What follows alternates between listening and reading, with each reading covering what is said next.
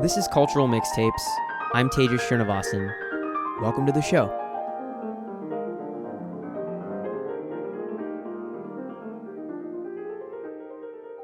On today's episode, we have poet Elisa Gabbert. Elisa is the author of 6 collections of poetry and essays, and her 2 latest books are the essay collection, The Unreality of Memory, published by FSG Originals, and the poetry collection, Normal Distance, published by Soft Skull Press. The Unreality of Memory is a collection that reckons with disasters large and small. It's written in a voice that obsessively chronicles the precarity of the world we live in, while also interrogating the way we experience and react to this world. It tells stories about disasters while simultaneously questioning the way we tell stories about disasters. If that sounds too vague, you'll quickly see what I mean when Elisa reads a portion from this book at the start of our conversation. Her poetry in Normal Distance tackles similar ideas in a very different form as she addresses feelings such as boredom and suffering with a sardonic wit that somehow never comes off as cynical or blasé. One of her greatest strengths as a writer is the ability to maintain profound depth and levity at the same time. We talk about both books and her approach to writing about these subject matters, as well as ideas about memory, human behavior, and audience response to her writing. Elisa's also been a foundational presence in literary Twitter for about a decade, so pretty much before literary Twitter really existed. And you can even find some of her old tweets in her poems. So towards the end of our conversation, and at a time when Twitter's chaotic corporate struggles seem to be taking over the news cycle, she manages to paint a positive and much-needed portrait of the website. As always, any links to any references from the episode, as well as Elisa's recommendations, are all in the show notes. Hope you enjoy the show.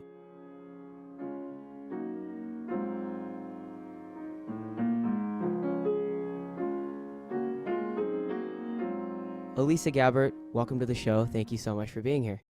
Thank you so much for having me.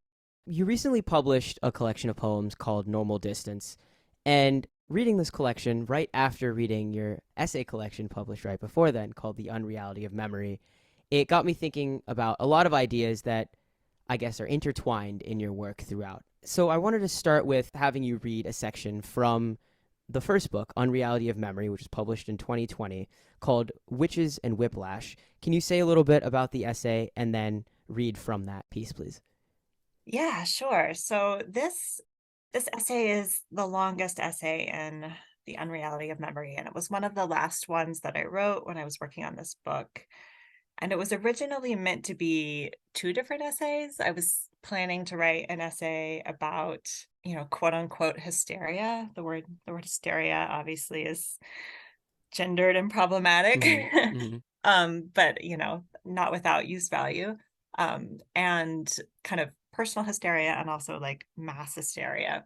And I wanted to write about pain and things like the placebo effect, things like that. Mm-hmm. Just sort of like mysteries of the body. And I ended up kind of piling everything into this one long essay because I just got into this very obsessive mode with my research where Mm-hmm. I kept finding books and more books and more books that were kind of related to these ideas. And I just ended up throwing them all into this sort of long essay. And the way that I structured it is in these little titled sections like conversion, contagion. They all have their own little titles: placebo effect, Mm-hmm. the realness of pain. And that was the only way that I could figure out how to structure all this research and kind of make sense of it. Yeah, so that's kind of the background of this essay. And it's somewhat a linchpin between the essays in the book that are kind of more social, more about like things happening in the world and in history, and things in the book that are a lot more personal, like my own vanity and my own Yeah. insomnia. It's kind of connecting those 2 worlds, I think. All right, so I will read these last 2 paragraphs from that essay. Months ago, maybe years, I read an interview in The Atlantic with Frank Burrs, the author of The Geography of Madness. The interviewer and the author were talking about whether certain culture-bound syndromes were real, not a straightforward question. Then the interviewer, Julie Beck, said something I've never forgotten. There's a debate among psychologists about whether emotions are real, biologically innate things, or whether emotion is a concept that humans made up, like money.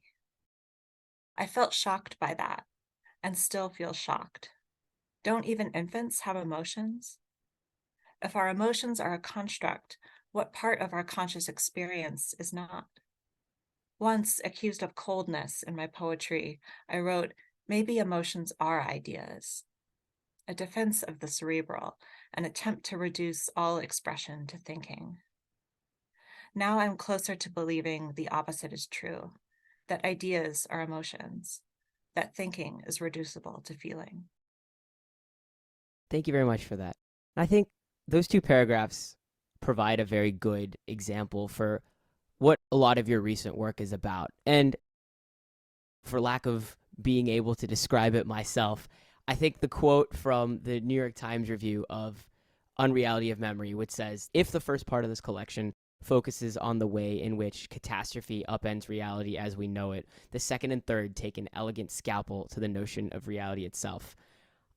You focus on the slippage of memory and reality while investigating ideas such as trauma and pain, like you did here. So I want to take a step back. When did you start grappling with these ideas? You say that this was the book of the Trump years for you, and the essays range between 2016 to 2019. But how did these ideas start coming into your work? I think I've always been obsessed with those kind of slippage questions of, memory and identity and the self.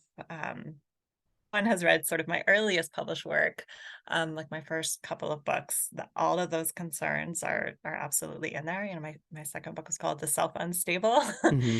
And if I think about like the first couple of poems in that book, they're about like the formation of identity and some of my earliest memories, and not just my earliest memories, but my earliest memories of kind of being aware of myself as a self. I've Uh-huh. always loved any kind of work, especially novels, for one reason or another, that kind of fixate on that moment of identity formation and realizing that you are a person, whatever that means, and that nobody else is you. It sort of never stops. It never stops being mind blowing if you can take a moment to think about it. Like I really remember, the first times that I realized nobody else was me, that my consciousness was sort of completely unique in the universe. And Uh-huh. I don't know, just sort of how fucked up that is. Like I can really trip out about it. And yeah, so in college, I studied cognitive science, which Okay. allowed me to take a lot of philosophy courses and neuroscience courses where I could just, geek out on that kind of stuff as much Mm-hmm. as possible, like the illusion of free will. um, and like, is our identity actually anything, or is it Yeah. completely an illusion? And I mean, that kind of stuff I just love. And I sort of always have, and it's been a through line in my work, along with kind of, an obsession with like language itself, sort of meta literature, like language about Yeah. language and thinking about thinking. Um, so yeah, all of those things have just been my like career long hobby horses. And then I think the Unreality of Memory was a little bit of an outlier in my career, for being more like outward looking and more sort of overtly political. And I think it's because I, like so many people, I don't even know if it was really global or just a Western world thing. We just, like, when Trump got elected and in the run up to that election, we were just like so obsessed with him, like Yeah. we just couldn't look away. Yeah, it seems a little crazy to me now when I look back at how like fixated I was, because it's not like I was accomplishing anything with that fixation. Mhm. I mean, I guess I wrote a book, but yeah, I didn't save the world. So I stopped doing that, and this my last book, Normal Distance, I think I was I was really writing these poems during the same years that I was writing The Unreality of Memory, but Uh-huh.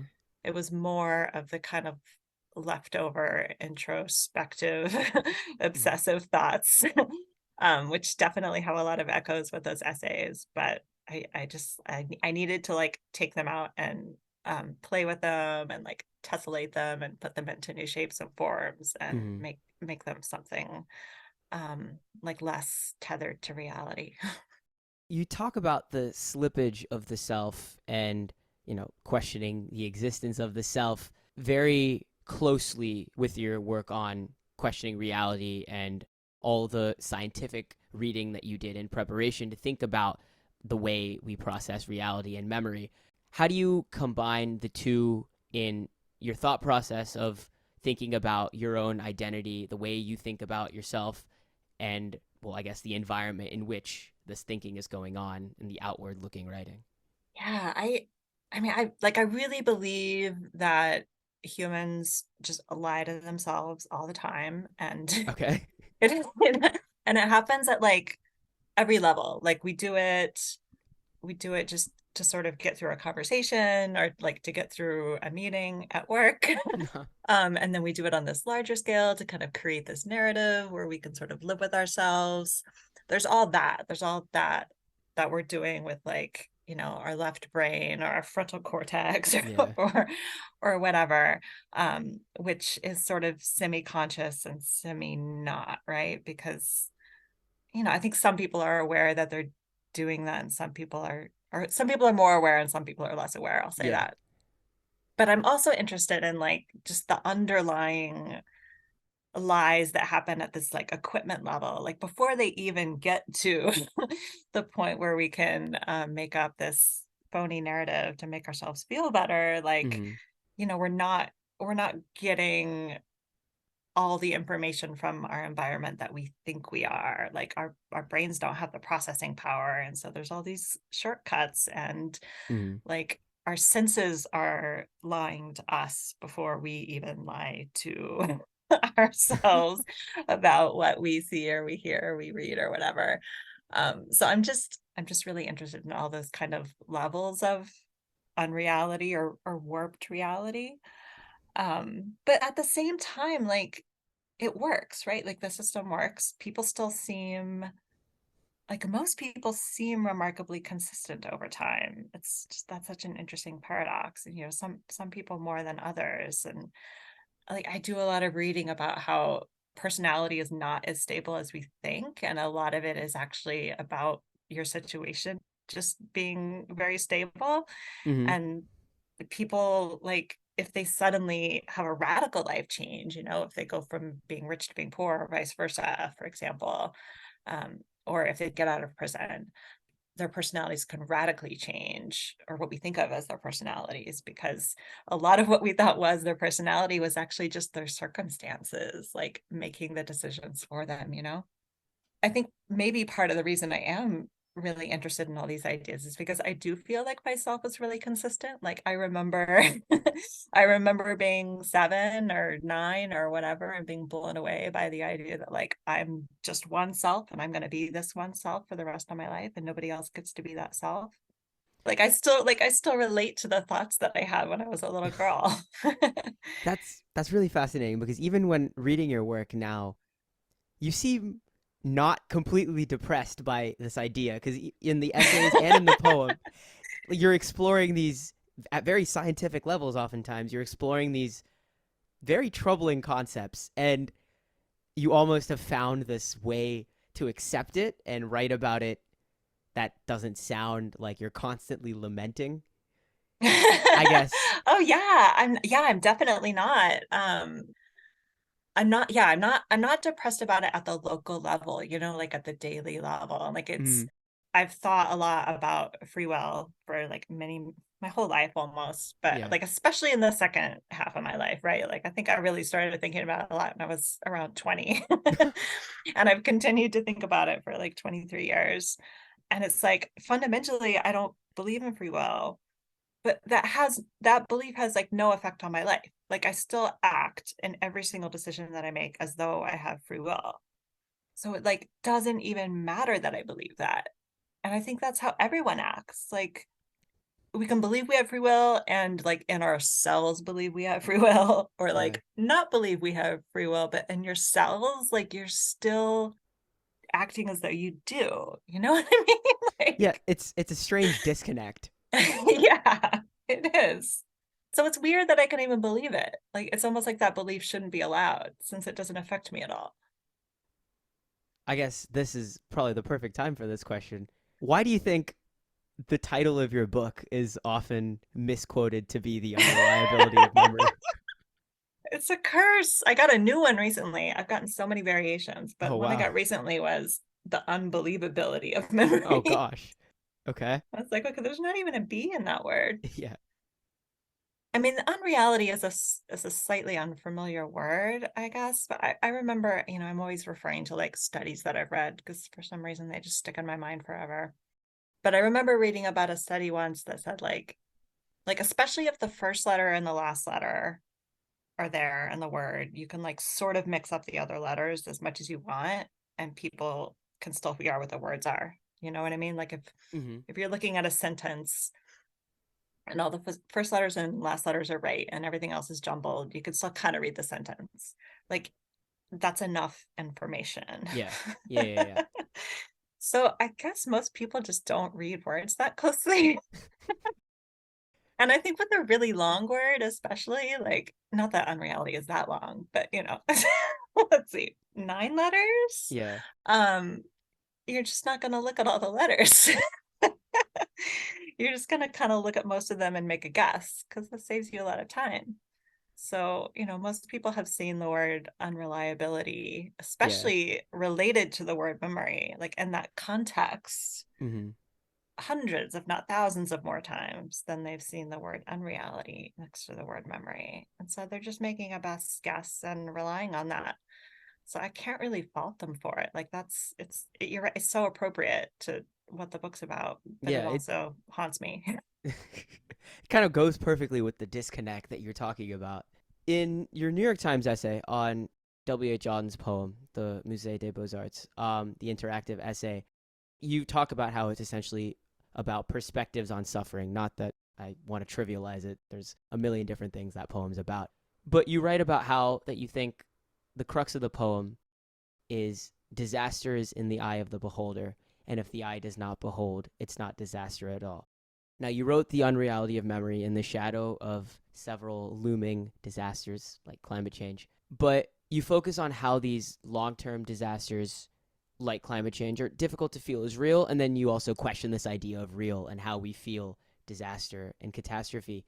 Out of risk of mixing metaphors here, 2 years removed from publication, I guess, was the goal to bring disaster into the eye of the beholder, or was the goal of the book to examine the role of the beholder when you wrote it? Oh, yeah.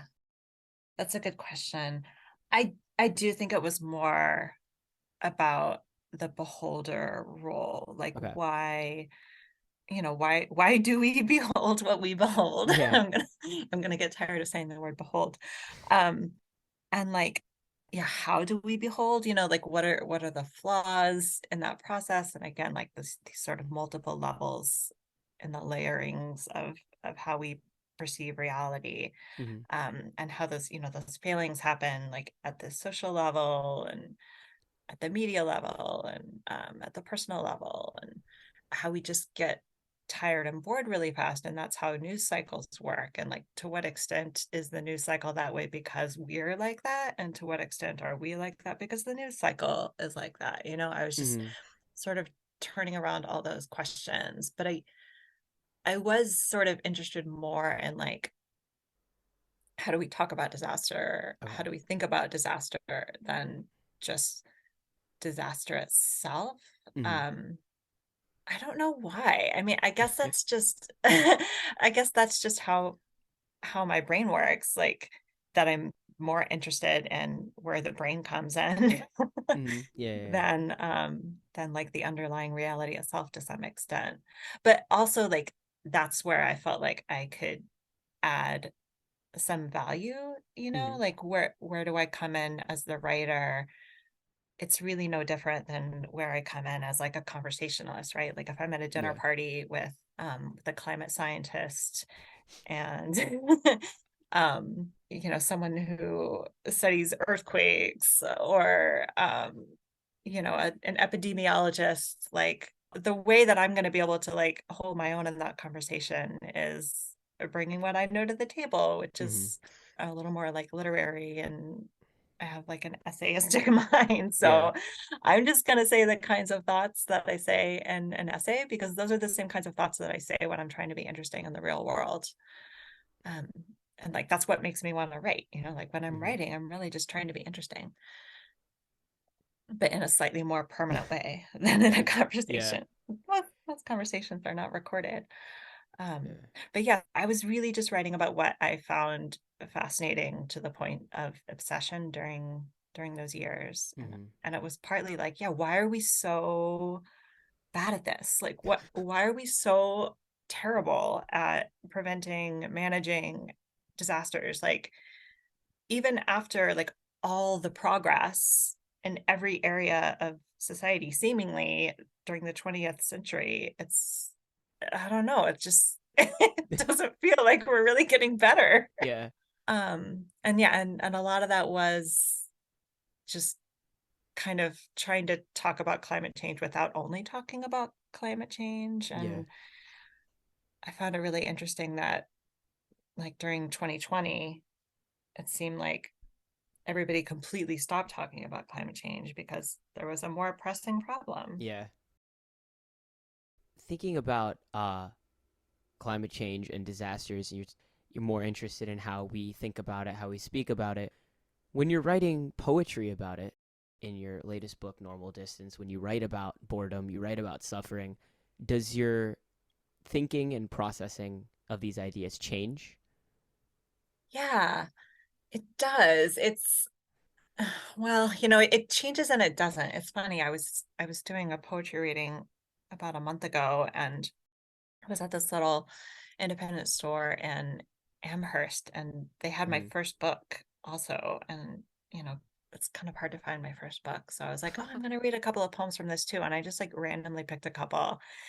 And the first one I picked was about boredom. Okay. It was about like boredom and like then like the distant war in the background. So I Okay. was like, oh wow, yeah, that is really kind of close to the thematic concerns Yeah. of my more recent poetry too. So it doesn't change like at the deep level, but sort of at the particular level. I mean, I think part of what I really struggle with in this stage of my life is feeling like I can't think as deeply or work as deeply on the problems that I would like to be thinking about and working on, because I have like a full-time job that it just takes up most of my energy, like not Hmm. just my time, but most of my energy. It's I'm talking to you after, the end of an eight Yeah. hour workday where, I had like probably six meetings. So I'm to some extent like talked out already. Yeah. But trying to be as coherent as I can. See, this is why I like writing better than talking, because I can edit out all the nonsense and, find the point. Podcasting works the same way. I can edit out breaks. Works well.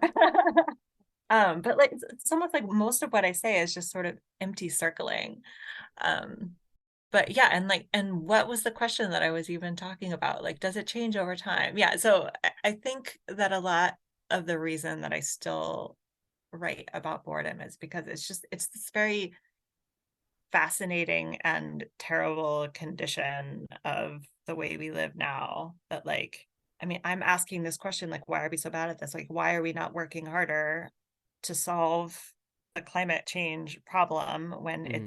it should be the only thing that matters. Yeah. Like it should be the only thing that matters to anyone, but it's not, like I'm just as much as anyone distracted by the fact that I'm like, well, I'm the reason I'm spending my days working this job is because like that's my paycheck and that's how I get my health insurance. And like I have to buy Christmas presents for my family.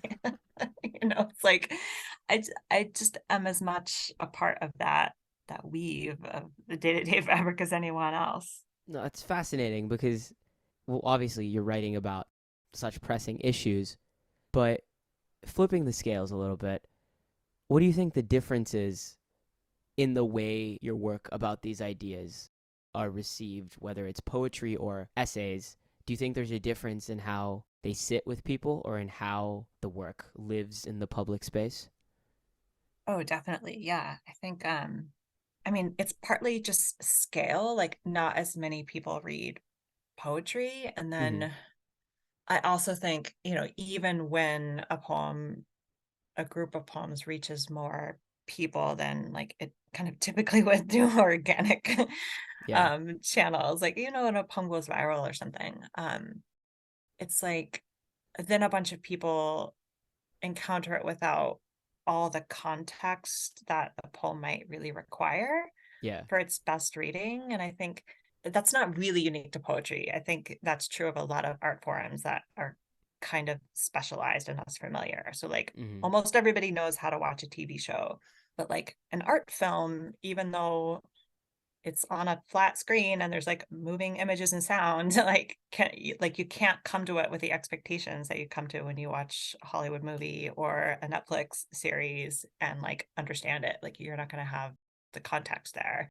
I think poems are much the same. Like you need additional context beyond just like, well, I've looked at words on a page before, like Yeah. you need to have like read enough other poems that you sort of have an innate understanding of how poems work. And I don't think that means like, oh, you have to have taken college courses in poetry or anything like that. I just think familiarity with a form teaches you in this like subliminal way. And every art form is like that. Like the more paintings you look at, the more you understand a new painting when you see it. Sculpture, anything, comic strips, Yeah. anything.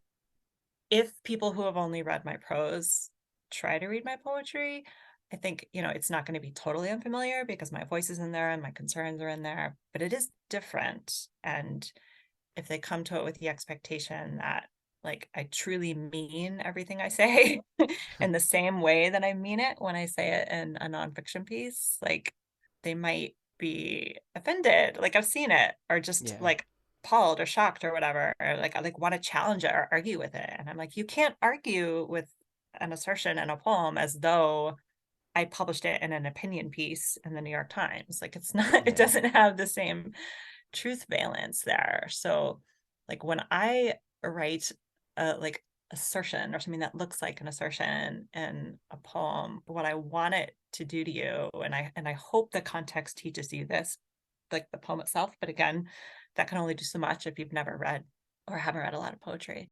I hope that it's more like a proposition, like what if this were true, or like what context would make this true-ish, or like Yeah. like is this interesting on a level that is not the same as like a fact, or Mm-hmm. or a stable belief. Like that's one of my favorite things that poetry can do. All art, I think, does that to some extent. It's just there's a special way that poetry can do it that other art forms can. Yeah. And I think a lot of the things that you just mentioned about the way poetry and other art is often, I guess, misrepresented or commodified once it's spread, um, they have to do with the internet just by, the Yeah. way things spread. Um, Uh-huh.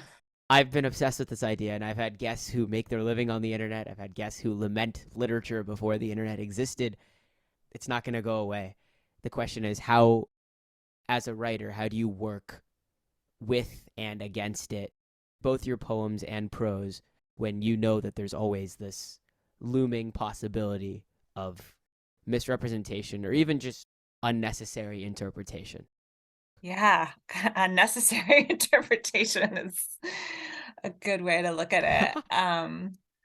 I I mean, I've been on the internet for a long time, this isn't my first rodeo, as they Yeah. say. So, like, I'm hyper aware of potential misreadings all the time. And There are some misreadings I care about and some I don't. My Twitter bio is the proofread quote, like, that is not what I meant at all. I mean, I get misunderstood every single Yeah.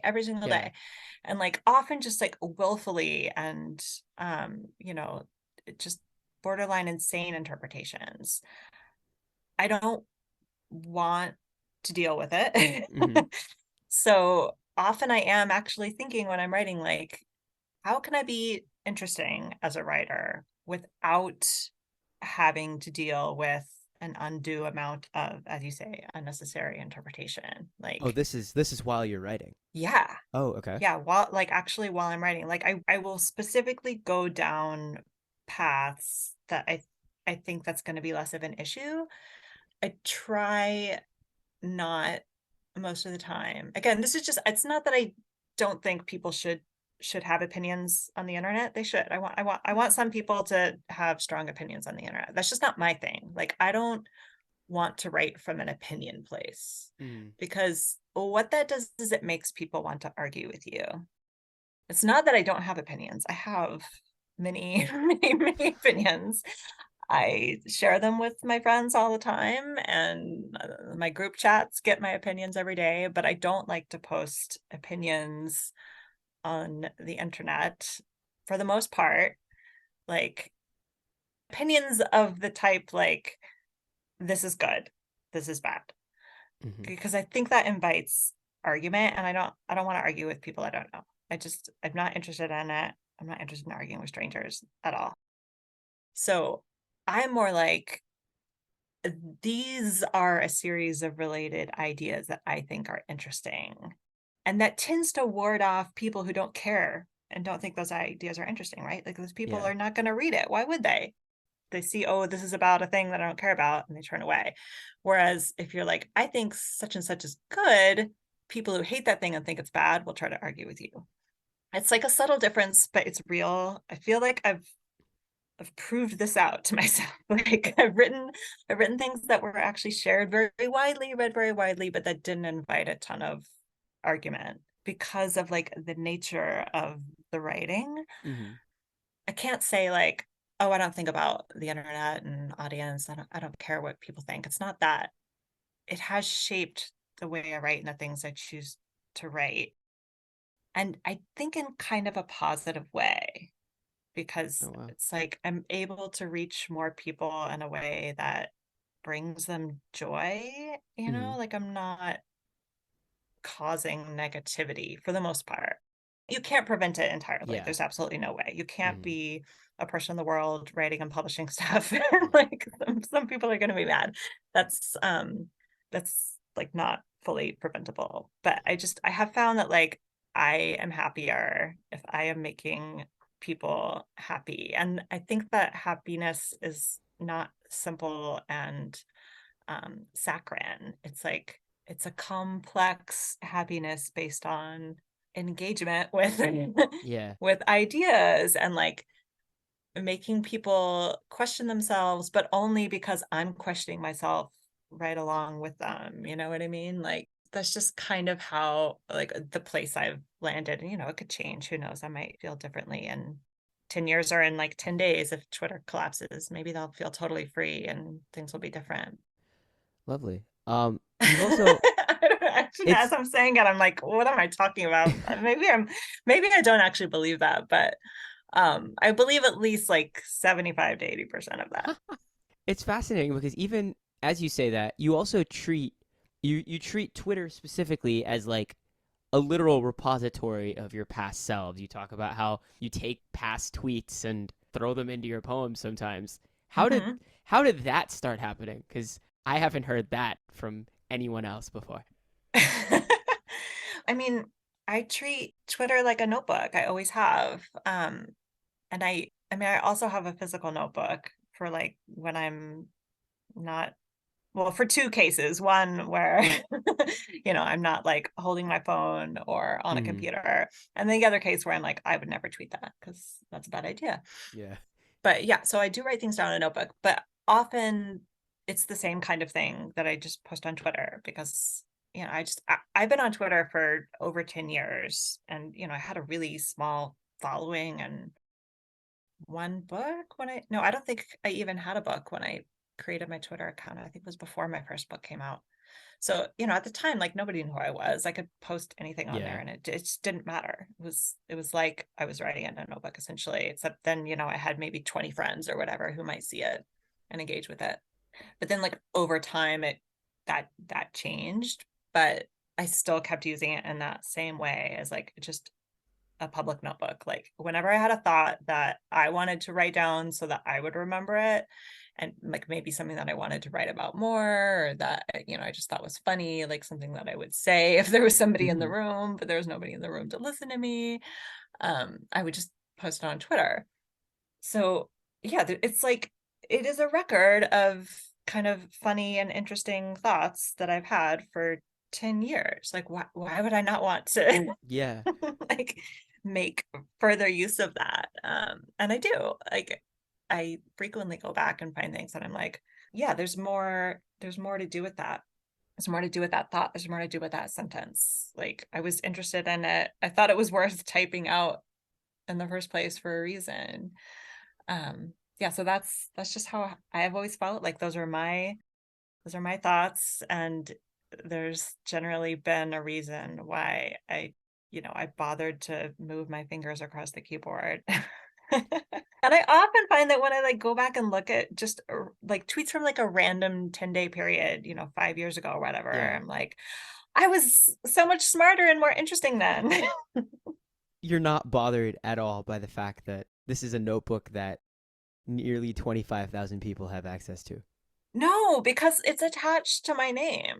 Like, I mean, what would I be bothered about? Like, it's not any different than publishing it in a book. Like in Yeah. terms of if somebody wants to like steal it or copy it, they can do it either way. Either way, it's also attached to my name and attributable to me, and I can like prove like, hey, I was the first person who posted that on the Hmm. internet. But yeah, it's also like, why would I not? Like why would I not share things that I think are interesting? Again, it's like if I was at a party or talking to a friend and I had that thought, I would say it out loud. And like it's kind of the same to me. I'm like, if you happen to be reading my book or like looking or you follow me on Twitter and you see this, like, hey, maybe you'll find it interesting. I thought it was interesting enough to say. And if you don't think so, that's fine. Like, you don't really have to pay attention. It's not like invasive. Yeah. My thoughts are not an invasive species. Being a writer means you're gambling that other people might be interested in your formation Yeah. via language of your ideas and impressions of the world. So to me, it's like it's just all writing. I think Twitter is writing. Sometimes the urge to tweet is just like, oh, I want to put thoughts into language and then share them in case somebody else might react to them and make me feel like, oh yeah, I exist. I'm alive. My thoughts matter. Like it's all like really the same impulse to me. But why would it bother me? Maybe I didn't answer your question. When people think of the way social media affects the rest of their lives, it's often always thought of from a very negative point of view, as if the words that are spoken online can only negatively impact the rest of the life. And there's no positive impact of that outside of that website. And so hearing you talk about literal material lines from Twitter being taken and then published into a physical book, that's like a real world rendering of a positive change from social media, which is just fascinating. I should say, like, I've definitely had a lot of positive things come about via social media. Like, I met a lot of editors that way. People would ask me to write things. I think it's been good for my career. It also certainly sometimes makes me unhappy, but like most of the way it makes me unhappy is like what other people are producing, not Yeah. what I'm producing. You know what I mean? Like I'm just like, oh, I guess I'll look at Twitter and it's like people screaming about things that totally don't matter. And that's why like I don't do that. It's not that I don't get angry about things or Mm-hmm. sad about things. Like I absolutely do, but I no longer, and I did when I had a smaller following.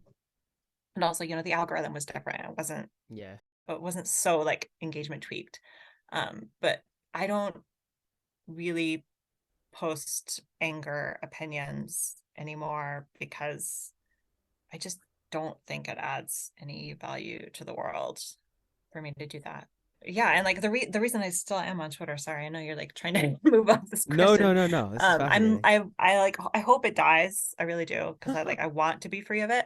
But the reason I haven't just quit of my own accord is because it's still the way I use it still works in the sense that like if I have like a notebook thought, which is very often, especially now, like a thought about, like writing or reading, and I post it, like the people who do like talk to me about it are people who like are interested in that thought and have like similar thoughts, or it's not people who are angry at me, or I'm not posting the kinds of thoughts that turn into negative experiences, but they're also not the kind of like engagement farming Hmm. tweets where it's like I'm addicted, and if I don't tweet something today, I'm gonna feel like empty inside. I actually feel like I have a pretty healthy relationship with it. I don't know. I guess that's an annoying thing to say, but I do. When you said, I hope it dies because I want to be free, I feel like I've said that to so many people recently, but we still continue. It's Mhm. constantly. And I can't believe it still works. Like, I mean, it is slowly breaking. You can tell that it's like slowly breaking Oh, is because, it? if there's staffing issues. Well, like I had some filters set up that I think used to work better in terms Ooh. of like just filtering out sort of stupid replies from people who, like don't follow me, and, Hmm. nobody I know follows them or whatever. It's like, I think that those were filtered out before and those filters are broken. There's just a little bit more like annoying noise if you Yeah. look at your mentions, and like a lot of people that I do like and kind of have known on the platform for a long time, I think have left, so it just feels different. It feels just like unstable, like it's kind of like really late at the party and you should probably go home, Yeah. but you're still there. That is the perfect metaphor. Uh, we spoke about the essay you wrote for the New York Times about W.H. Auden. You've written about Auden, and I feel like reading his work sort of similar, but similar is too specific of a term to place on it. His probably most misquoted line in his poem In Memory of William Butler Yeats, in the second part of this poem, when he says poetry makes nothing happen, doesn't mean that literally. It's written in a poem and it's about how poetry survives amidst other things. As a writer in the middle of political turmoil, climate change, literal war, fascism, so on and so forth, what does poetry make happen? I'm really interested in lines like that. I kind of collect them that get like misquoted, Uh and huh.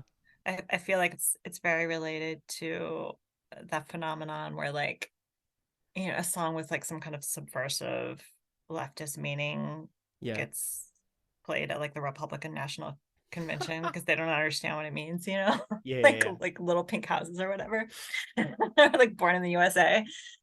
I think of writing, especially like I do want to say like art or literature, like I Mm-hmm. do think is a little different from, something very functional. The genre I always reach for, that I'm like, it's my anti-genre, is like the opinion piece. Like that is functional. It's not art. It's Yeah. like it's truly meant to convince people of something and like maybe affect change. And we do sometimes need that. We need somebody to write the opinion piece about like why we should still be wearing masks or whatever. Which is not to say that today, right now, everybody in all situations should be wearing masks. I'm just pulling that out as an Yeah. example. Don't get it twisted, people. So, like art, literature, I do think of as like operating in sort of the same way that like most activism happens, and just sort of like human kindness and generosity happens, which is like locally and in small ways. And there are like strange ripple effects and strange scale effects where occasionally things have outsized extended value in culture. They reach lots of people over lots of time, like there are Shakespeare's or whatever, but like there were also lots of other people writing in Shakespeare's time, and like their writing meant something at the time Mm-hmm. locally. For me, partly what I'm doing when I'm writing poetry is just creating something, giving back in this kind of gift economy, like what I get from poetry, which is Hmm. just like, it delights me. I love reading it. It makes me happier when I'm reading it. And again, it's that complex happiness, which is not Yeah. not just like a simple, oh, it makes me forget that problems exist. It's not that. It's more like I'm happy because it makes me think more deeply about problems, or it makes me think more deeply about joy, like, but it's a cerebral form of joy. I get that when I'm reading, and I get that when I'm writing. And I think poetry is just, again, one of those many forms of art that, like, sometimes it's just exactly what you need to feel happy on that level. And for me, that works both ways, whether I'm writing or reading. Sometimes poetry is exactly what I want to read, and sometimes poetry is exactly what I want to write.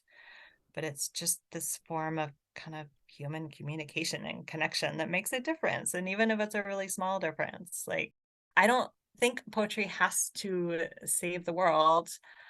um I just think it's valuable to affect somebody in that way, in the same way that it's valuable to, like, give somebody a gift or give somebody a hug or a smile. Like, that is really how it works for me. That is how I think about it. I don't think that there's like one particular point or purpose to poetry or to any art. It's just like a way of creating meaning in Yeah. the world.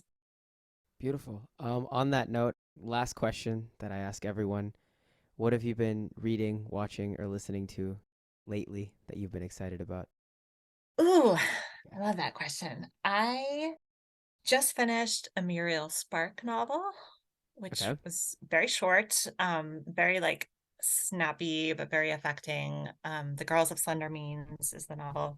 It's really probably technically a novella that's set at like a women's hostel at the tail end of World War II in Ooh. England, and very like, funny. She has this sort of sharp, mordant wit. She's kind of like a misanthropist, but it's also Okay. very like deeply affecting in the end.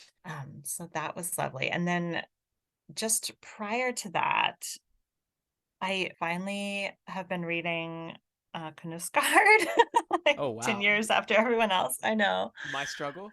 Yeah, I Or read book uh one of My Struggle, and I really loved it, actually. I really loved it. It was like, I really wanted like a long, immersive novel, like just as it started to get cold and we were like starting to light fires. I wanted something I could just kind of dig into and not have to make a decision about like what am I going to read next for a while, because I mhm. knew like that's what I would be reading. And I loved it. I thought it was great. I don't know that I'm going to read anymore anytime soon. We'll see. Sometimes I come back to authors that I like periodically. I don't tend to go on a big binge and read a bunch of novels by the same author in a row, or a bunch of any kind of book by the same author in a row. But so, we'll see if I ever come back to him. I may not, but I did really enjoy it. Wonderful. I believe that is all. So thank you very much for being here. It was great talking to you. Thank you. I really enjoyed talking to you too.